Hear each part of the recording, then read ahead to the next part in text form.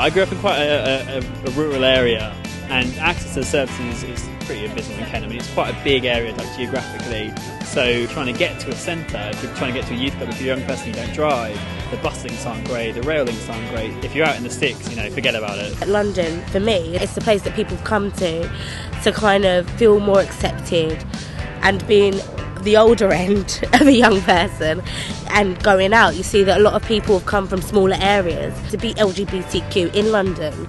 So I get the impression that this is probably the best place to be different. It's like a real melting pot. There needs to be more awareness in places quite rural, I think, because all the prides are in places quite central, like Brighton and London and Manchester and Leeds. There needs to be something out there for the rural people, because there's lots of gays, outside in the countryside. There is maybe not an acceptance that LGBTQ young people actually do form part of the rural community. There are areas where it's quite obvious that there's a big gay community. London's got a big one, Brighton is well known for it.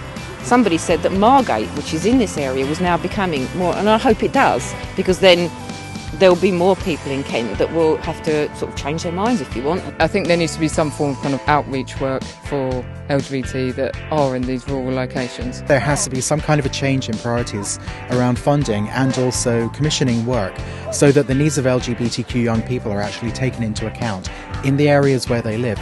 I even tried to set up an LGBT youth group in Sheerness, and I had loads of people, I had loads of volunteers, but we just didn't have the resources. Out in the rural areas, there was not much stuff for youngsters anyhow.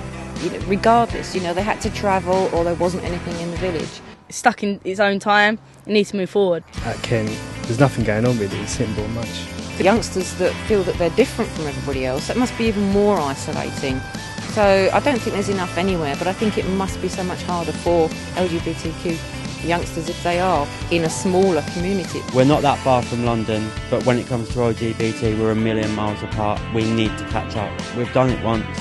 We've proven that Kent can do it.